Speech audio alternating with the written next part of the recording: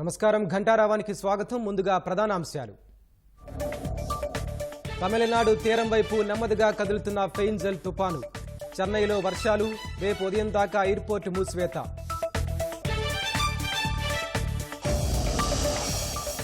రాష్ట్రానికి red alert. పలు చోట్ల వర్షాలు, బిక్కుబిక్కుమంటున్న ధాన్యం రైతులు.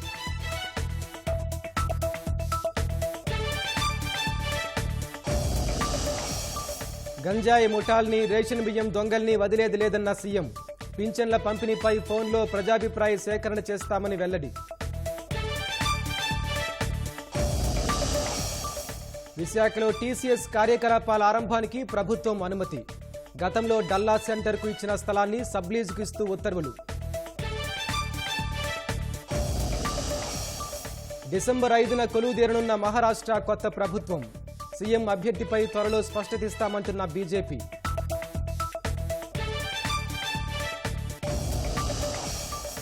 ఢిల్లీ మాజీ సీఎం కేజ్రీవాల్ పాదయాత్రలో కలకలం. నీళ్లు చల్లిన ఓ వ్యక్తి, ఆప్ అభిమానుల దాడి.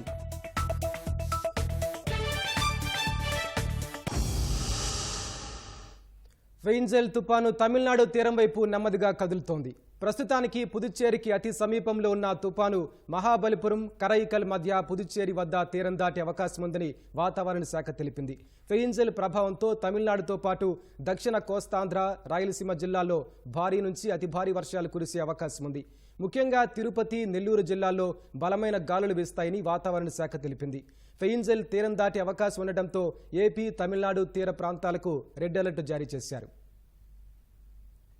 బంగాళాఖాతం మీద ఏర్పడినటువంటి ఫెంగల్ తుఫాను పడమర దిశగా పయనిస్తూ గంటకు 70 నుండి 80 కిలోమీటర్లు, గరిష్టంగా 90 కిలోమీటర్ల గాలుల వేగంతో తుఫానుగా ఉత్తర తమిళనాడు మరియు పుదుచ్చేరి తీరాల దగ్గర అనగా కరైకల్ మరియు మహాబలిపురం మధ్య పుదుచ్చేరికి దాదాపుగా సమీపంలో తీరం దాటే అవకాశం ఉంది. తేలికపాటి నుండి ఒక మోస్తరు వర్షాలు మనకు అనేక చోట్ల దక్షిణ కోస్తాంధ్రప్రదేశ్ మరియు రాయలసీమలో సంభవించడానికి అవకాశం ఉంది. అలాగే తిరుపతి, నెల్లూరు జిల్లాలలో భారీ నుండి అతి భారీ వర్షాలతో పాటుగా అత్యంత భారీ వర్షాలు 1-2 చోట్ల సంభవించడానికి అవకాశం ఉంది. అన్నమయ్య, చిత్తూరు జిల్లాలలో భారీ నుండి అతి భారీ వర్షాలు 1-2 చోట్ల సంభవించే అవకాశం ఉంది. వైఎస్ఆర్ కడప, ప్రకాశం జిల్లాలో, అలాగే పశ్చిమ గోదావరి, డాక్టర్ బిఆర్ అంబేద్కర్ కోనసీమ, కాకినాడ, విజయనగరం, విశాఖపట్నం ఈ జిల్లాలలో కూడా మనకు 1-2 చోట్ల భారీ వర్షాలు సంభవించడానికి అవకాశం ఉంది. ఫెయిన్జల్ తుపానుకు సంబంధించి మరింత సమాచారం మా ప్రతినిధి ధనుంజయ్ ప్రత్యక్ష ప్రసారంతో అందిస్తారు.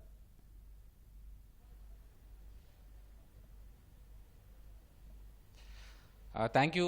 ప్రస్తుతానికి బలిపురానికి అత్యంత సమీపంలోనే ఫెంగల్ తుఫాను కొనసాగుతుందని చెప్పాలి. ప్రస్తుతం దాదాపుగా 50 తీరాల నుంచి, మహాబలిపురం నుంచి 50 కిలోమీటర్ల దూరంలోనే ఇది కేంద్రీకృతమైంది. అయితే ఇది అత్యంత తీరానికి దగ్గరగా వస్తున్న కొద్దీ అత్యంత నెమ్మదిగా కదులుతోందని చెప్పి వాతావరణ శాఖ అధికారులు చెప్తున్నారు.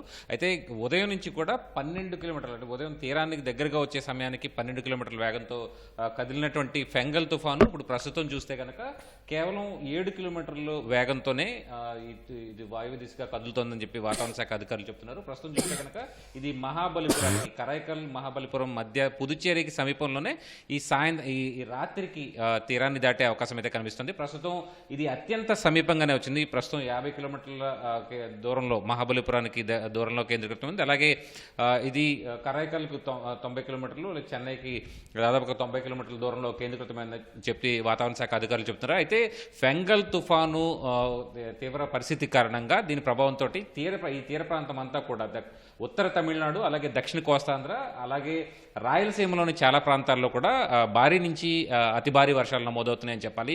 ఈ ప్రాంతం అంతా కూడా ఉత్తర తమిళనాడులోని ఉన్నటువంటి జిల్లాలు, పుదుచ్చేరి, అలాగే రాయలసీమ, ప్రత్యేకించి తిరుపతి, ప్రకాశం, నెల్లూరు జిల్లాల్లో ఈ కొన్ని చోట్ల భారీ నుంచి అతి భారీ వర్షాలు నమోదవుతున్నాయి. అయితే ఉత్తర తమిళనాడులోని అన్ని ప్రాంతాల్లో కూడా భారీ వర్షాలు నమోదవుతున్నాయని చెప్పాలి. తిరుపతి, నెల్లూరులో కూడా చాలా చోట్ల భారీ వర్షాలు నమోదవుతాయని చెప్పి వాతావరణ శాఖ అధికారులు చెప్తున్నారు. ఈ చూస్తే కనుక ఇది శాటిలైట్ పిక్చర్లో చూస్తే కనుక, ఇన్సాట్ శాటిలైట్ పిక్చర్లో చూస్తే కనుక ఆకాశం అంతా కూడా తుఫాను ప్రభావంతో ఆకాశం అంతా కూడా మేఘావృతమైన పరిస్థితి కనిపిస్తుంది.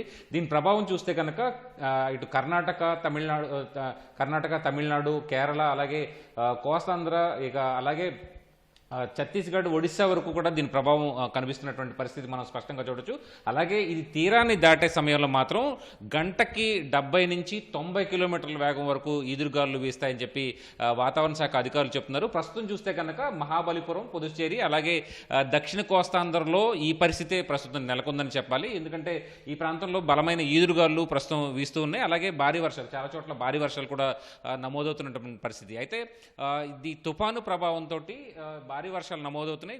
ఈ నేపథ్యంలోనే తిరుపతి, నెల్లూరు, కడప తదితర ప్రాంతాల్లో ఆకస్మికంగా వరదలు కూడా వచ్చే అవకాశం ఉంది. ఎందుకంటే కొన్ని చోట్ల 20 సెంటీమీటర్లకు పైగా వర్షపాతం నమోదవుతుందని చెప్పి వాతావరణ శాఖ అంచనా వేస్తుంది. ఈ నేపథ్యంలోనే చాలా ప్రాంతాల్లో ప్రత్యేకించి రాయలసీమలో ఉన్నటువంటి తిరుపతి తదితర ప్రాంతాల్లో, కడప తదితర ప్రాంతాల్లో కొన్ని చోట్ల ఆకస్మికంగా వరదలు సంభవించే అవకాశం ఉందని చెప్పి వాతావరణ శాఖ అధికారులు హెచ్చరికలు జారీ చేస్తున్నారు. ప్రస్తుతం అప్రమత్తంగా ఉండాలని చెప్పి కూడా రాష్ట్ర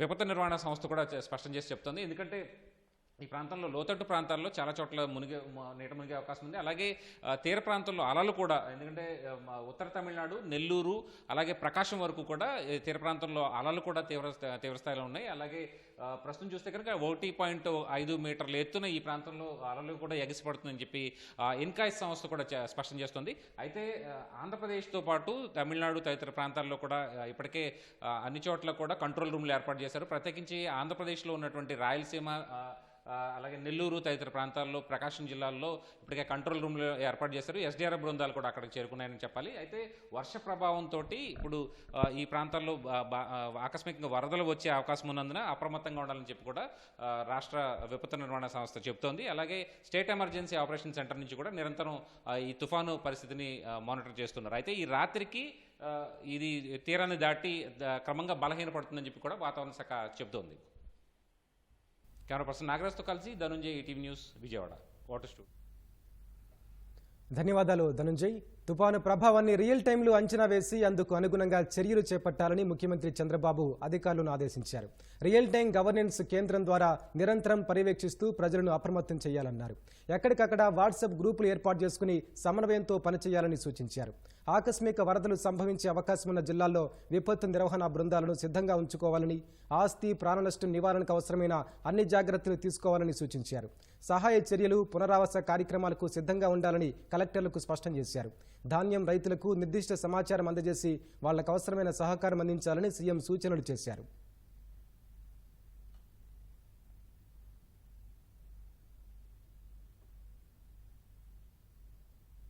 ఫెయింజల్ తుపాను ప్రభావంతో రాష్ట్రంలో అనేక చోట్ల వర్షాలు కురిశాయి. ఉమ్మడి నెల్లూరు, చిత్తూరు జిల్లాల్లోని లోతట్టు ప్రాంతాల్లో జనజీవనాన్ని ఇబ్బంది పెట్టాయి. తీర ప్రాంత జిల్లాల్లో వర్షాలకు కొన్ని చోట్ల వరి పైర్లు నేలవాలాయి. కల్లాల్లో ఆరబెట్టిన ధాన్యాన్ని కాపాడుకునేందుకు రైతులు తంటాలు పడుతున్నారు. తమిళనాడుపై తీవ్ర ప్రభావం చూపిన ఫెయింజల్ తుపాను మన రాష్ట్రంలో పొరుగున ఉన్న జిల్లాలను తడిసి ముద్ద చేసింది. నెల్లూరు నగరంలో వర్షానికి కొన్ని లోతట్టు ప్రాంతాలు జలమయమయ్యాయి. కావలి నియోజకవర్గంలోనూ వర్షం కురిసింది. తుమ్మలపెంట వద్ద అలల ధాటికి సముద్ర తీరం కొంతమేర కోతకు గురైంది. అన్నమయ్య జిల్లాలోని రైల్వే కోడూరు, ఓబులవారిపల్లి, పుల్లంపేట, పెనగలూరు, చిట్వేల్ మండలాల్లో వర్షాలతో కొన్ని రోడ్లు, లోతట్టు ప్రాంతాలు జలమయమయ్యాయి. గాలివానలకు ఉద్యాన రైతులు ఆందోళన చెందుతున్నారు.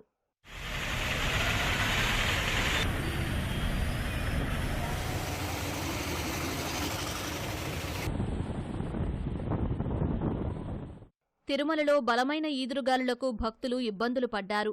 తీతీదే ఏర్పాటు చేసిన షెడ్లలో అనేక మంది తలదాచుకున్నారు. వర్షాల దృష్ట్యా పాప వినాశనం, శ్రీవారి పాదాల మార్గాల్ని అధికారులు తాత్కాలికంగా మూసివేశారు. చెట్లు విరిగిపడే ప్రమాదం ఉండడంతో ముందు జాగ్రత్తగా ఆయా మార్గాల్లో భక్తుల రాకపోకల్ని ఆపేశారు. జలాశయాల వద్ద నీటిమట్టం పెరగడంతో అధికారులు ఎప్పటికప్పుడు పర్యవేక్షిస్తున్నారు.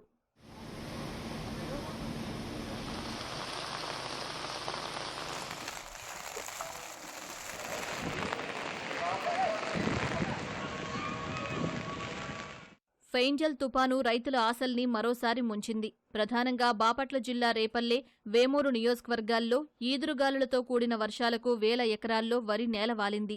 ఎకరాకు 30,000 వరకు పెట్టుబడులు పెట్టామని, చేతికందాల్సిన పంట నేలపాలైందని రైతులు ఆవేదన చెందుతున్నారు. ఇప్పటికే కుప్పనూర్చిన రైతులు ధాన్యం అమ్ముకోవడానికి అవస్థలు పడుతున్నారు. ఈ వర్షం కానీ ఇలా కంటిన్యూ 2 రోజులు అయితే చేలేయి పనిరావు, కోతకొచ్చి ఉన్నాయి, కొన్ని బిరుపట్ల దశలో కూడా ఉన్నాయి. ఎలాగోలా కష్టపడి రైతులు నాట్లేసి పండించుకుని ఆరుగాలను సేకరణ చేసి పండించారు ఇప్పుడు దాకా. కానీ ఈ సమయంలో వాతావరణం మొత్తం మారిపోయి తుఫాను వచ్చి కోస్తానికి పోయి రెడీగా ఉన్న పంట మొత్తం నాశనం అయిపోతుంది. వర్షం ఆగితేనా కొంతవరకు పర్వాలేదు, లేకపోతే ఇంకా ఉండకుందికి బాగా నష్టపోతారు. చేలు ఇప్పుడు వచ్చి ఎకరానికి వచ్చి ఎట్లేదన్నా 10,000 లాస్ వస్తుంది. ఇంకా ఉండకుంది పడిపోతున్నాయి, లేతలు వెనక తలిసిన పడిపోతున్నాయి. ఇది నా వచ్చిన పంట కొనకపోతే అలాగే వర్షం వస్తే అది ఎక్కడికి చేర్చకుండా ఈ పంట చేలు పాలైపోతుంది, రోడ్లు పాలైపోతుంది. మా కౌలు రైతులను ఆదుకండి అయ్యా, సహాయం చేయండి బాబు, సహాయం చేయండి అయ్యా, అదే మా వినపం. పెట్టుబడి ఎకరానికి 30,000 అవుతుంది. అయితే ఇప్పుడు ఈ టయానికి వర్షం, ఇప్పుడు పంట చేతికి వచ్చే టయానికి ఇప్పుడు వర్షాలు పడుతున్నాయి. అయితే నేను ఒక 5 ఎకరాలు పట్టించాను, అది హార్వెస్ట్ చేశాను. కొనుగోలు కేంద్రంకి వెళ్తే అది ఫుల్ అయిపోయిందని చెప్తున్నారు. కొనుగోలు కేంద్రాల్లో ఇంకా ధాన్యం ఇంకా ఎక్కువగా కొనేట్టుగా వెసులుబాటుగా కల్పించాల్సిందిగా ప్రభుత్వానికి కోరుతున్నాం. డాక్టర్ బిఆర్ అంబేడ్కర్ కోనసీమ జిల్లాలో జాతీయ రహదారిపై ఆరబోసిన ధాన్యం రాశులు తడిశాయి. తేమ శాతం పెరిగితే కొనుగోళ్లు కష్టమని రైతులు ఆందోళన వ్యక్తం చేశారు. కెరటాల తాకిడికి ఉప్పాడ, మాయపట్నం, సూరాడపేట, కోనపాపపేట గ్రామాల పరిధిలో తీరం కోతకు గురైంది.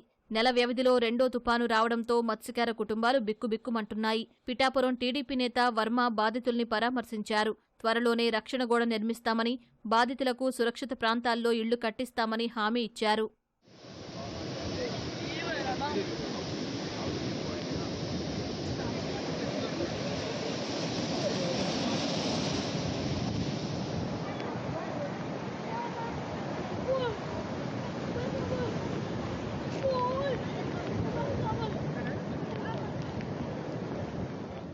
కేంద్రపాలిత ప్రాంతం యానాంలో తుపాను ప్రభావాన్ని అధికారులు ఎప్పటికప్పుడు అంచనా వేసి తదననుగుణంగా చర్యలు చేపట్టారు. ముఖ్యమంత్రి రంగస్వామి స్వయంగా రంగంలోకి దిగి క్షేత్రస్థాయిలో పరిస్థితిని పరిశీలించారు. ఫెయింజల్ తుపాను తమిళనాడుపై తీవ్ర ప్రభావం చూపింది. చెన్నై సహా పలు జిల్లాల్లో భారీ వర్షాలు కురుస్తుండగా జనజీవనం స్తంభించింది. రహదారులు, ఇళ్లు, ఆసుపత్రుల్లోకి నీరు చేరి ప్రజలు అవస్థలు పడుతున్నారు. యుద్ధ ప్రాతిపదికన వరద నీటిని తొలగించేందుకు అధికార యంత్రాంగం చర్యలు చేపట్టింది. తుపాను దృష్ట్యా చెన్నై విమానాశ్రయాన్ని తాత్కాలికంగా మూసివేయగా పదుల సంఖ్యలో సర్వీసులు రద్దయ్యాయి. పుదుచ్చేరిలోనూ భారీ వర్షాలు పడుతుండగా లోతట్టు, తీర ప్రాంత ప్రజలను పునరావాస కేంద్రాలకు తరలించారు. ఫెయింజల్ తుపాను ప్రభావంతో తమిళనాడు, పుదుచ్చేరిలోని పలు ప్రాంతాల్లో భారీ వర్షాలు కురుస్తున్నాయి. గత రాత్రి నుంచే బలమైన గాలులతో పాటు జోరు వానలు పడుతున్నాయి. వర్షాల కారణంగా లోతట్టు ప్రాంతాలు జలమయమయ్యాయి. చెన్నై సహా పలు ప్రాంతాల్లో రహదారులపై పెద్ద ఎత్తున నీరు నిలిచి వాహనదారులు ఇబ్బందులు ఎదుర్కొంటున్నారు. ఆయా ప్రాంతాల్లో పెద్ద సంఖ్యలో మోటారు పంపులతో వరద నీటిని తొలగిస్తున్నారు. కొన్ని చోట్ల ఇళ్లల్లోకి వర్షపు నీరు చేరి ప్రజలు అవస్థలు పడుతున్నారు. మరికొన్ని చోట్ల ప్రభుత్వాసుపత్రుల్లోకి సైతం వర్షపు నీరు చేరగా రోగులు, సిబ్బంది ఇబ్బందులు ఎదుర్కొంటున్నారు. చెన్నైలో విద్యుద్ఘాతంతో ఓ వ్యక్తి మృతి చెందాడు. ఓ ఏటీఎం వద్ద వరదలో కొట్టుకొచ్చిన అతడి మృతదేహాన్ని స్థానికులు వెలికితీశారు. ఏదైనా విద్యుత్ స్తంభం వద్ద షాక్కు గురై ఉంటాడని భావిస్తున్నారు.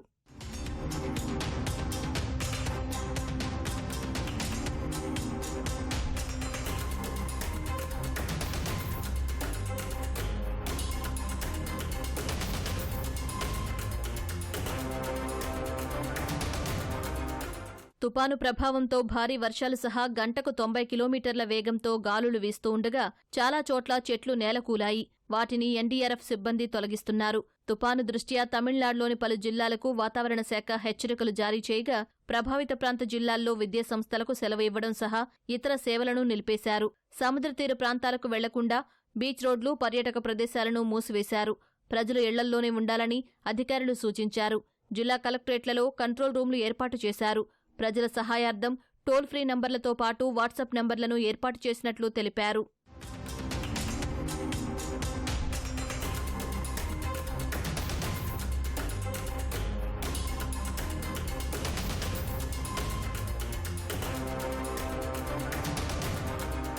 తుపాను దృష్ట్యా ముందు జాగ్రత్త చర్యగా చెన్నై విమానాశ్రయాన్ని తాత్కాలికంగా మూసివేశారు.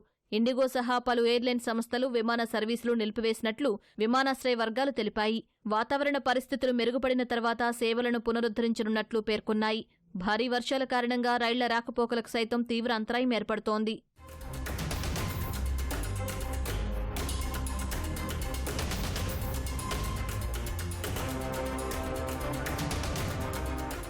తమిళనాడులోని తుపాను ప్రభావిత ప్రాంతాల్లో 22,000 మంది సిబ్బంది సహాయక చర్యల్లో పాల్గొంటున్నట్లు అధికారులు చెప్పారు. చెన్నైలోని విపత్తు నిర్వహణ కంట్రోల్ రూమ్ను తమిళనాడు సీఎం స్టాలిన్ సందర్శించి ప్రభుత్వ ఏర్పాట్లు, ముందు జాగ్రత్త చర్యలను సమీక్షించారు.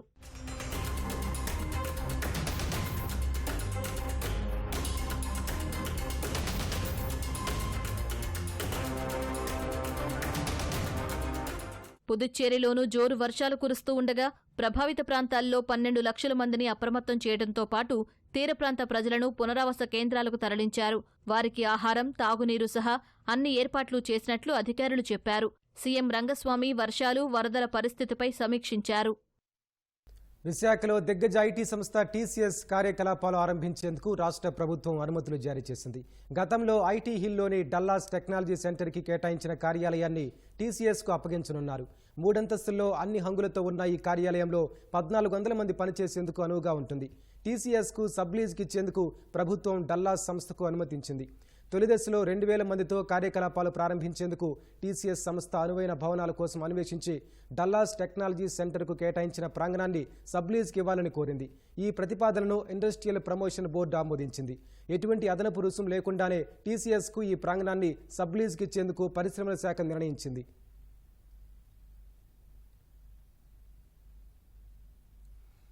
గంజాయి ముఠాలు, రేషన్ బియ్యం దొంగల్ని వదిలే ప్రసక్తే లేదని ముఖ్యమంత్రి చంద్రబాబు స్పష్టం చేశారు. పింఛన్ల పంపిణీలో అవకతవకలు జరిగినా, సిబ్బంది అలసత్వం వహించినా కఠిన చర్యలుంటాయని అధికారులను హెచ్చరించారు.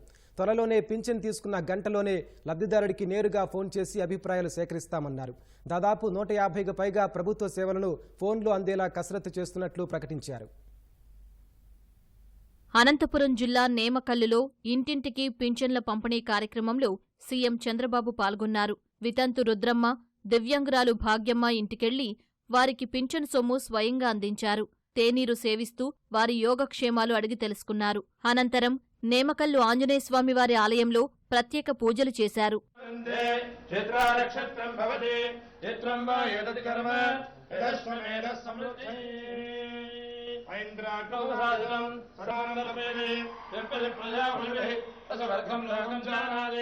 అనంతరం గ్రామస్తులతో మాట్లాడిన సీఎం పింఛన్ల పంపిణీలో అవినీతికి తావు లేకుండా చూస్తామన్నారు. మొదల తారీఖున మీ ఇంటికొచ్చి మళ్ళా మీకు ఆ పింఛన్ ఇచ్చిన తర్వాత నేను రాబోయే రోజుల్లో మళ్ళా మీకు ఫోన్ చేస్తా. ఎవరైనా కానీ ఎక్కడైనా ఆలసత్వం వహిస్తే వాళ్ళపైన చర్య తీసుకోవాలని ఆలోచన చెప్తున్నాను.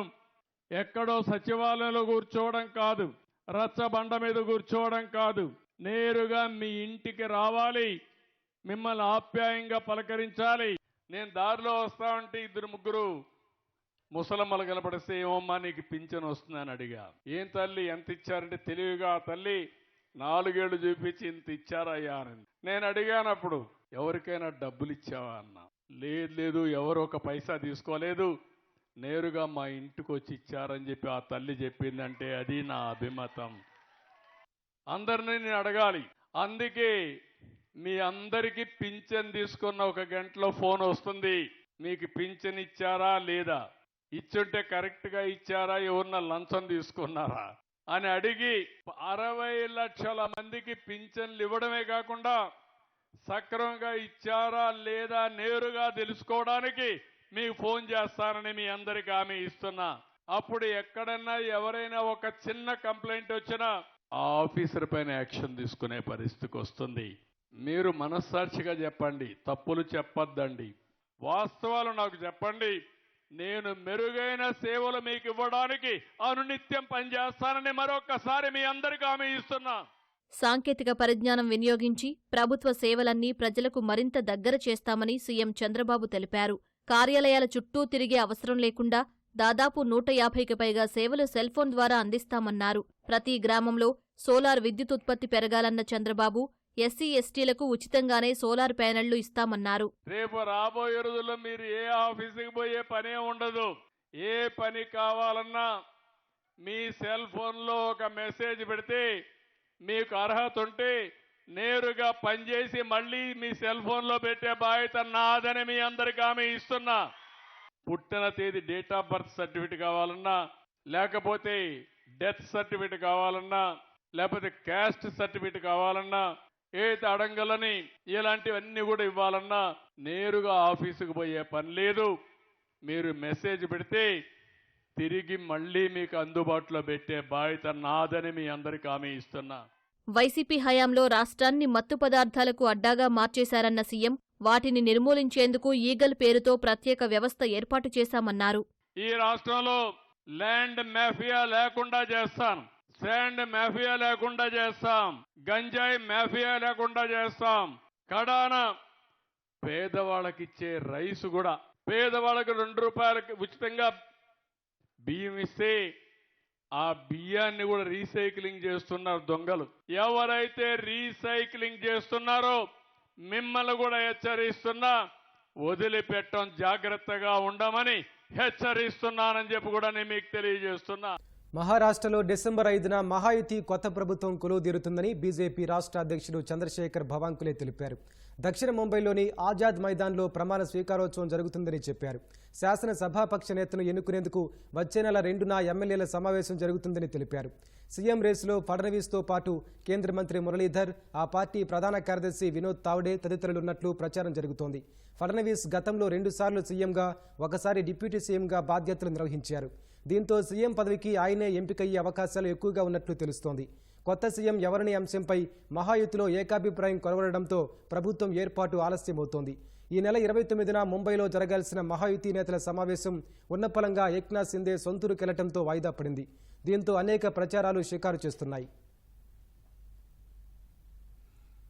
ఢిల్లీ మాజీ ముఖ్యమంత్రి ఆమ్ ఆద్మీ జాతీయ కన్వీనర్ అరవింద్ కేజ్రీవాల్పై ఓ వ్యక్తి నీటిని చల్లాడు. ఫిబ్రవరిలో ఢిల్లీలో అసెంబ్లీ ఎన్నికలు జరిగే అవకాశాలు ఉన్నవేళ మాలవీయ నగర్లో పాదయాత్ర చేస్తున్న కేజ్రీవాల్పై ఒక వ్యక్తి డబ్బాలో తెచ్చుకున్న నీటిని చల్లాడు. వెంటనే అప్రమత్తమైన కేజ్రీవాల్ భద్రతా సిబ్బంది ఆ వ్యక్తిని వెనక్కి లాగేశారు. కోపంతో కేజ్రీవాల్ అభిమానులు అతన్ని దాడి చేశారు. కొట్టుకుంటూ కేజ్రీవాల్కు దూరంగా తీసుకెళ్లారు. పోలీసులు వెంటనే ఓ తాడుతో కేజ్రీవాల్ చుట్టూ భద్రతా వలయంగా ఏర్పడ్డారు. ప్రజల మధ్య నుంచి అభివాదం చేస్తూ నడుస్తుండగా ఈ ఘటన జరిగింది. నిందితుడు అదే ప్రాంతానికి చెందినవాడని తెలిసింది. ఢిల్లీలో శాంతి భద్రతలు కేంద్ర హోంశాఖ పరిధిలో ఉంటాయి. తాజా ఘటన నేపథ్యంలో బీజేపీపై ఆప్ తీవ్రంగా మండిపడింది. దేశ రాజధానిలో ఒక మాజీ ముఖ్యమంత్రికే భద్రత లేనప్పుడు సామాన్యుల పరిస్థితి ఏంటని ప్రశ్నించింది. ఢిల్లీలో శాంతి భద్రతలు క్షీణించాయని ధ్వజమెత్తింది.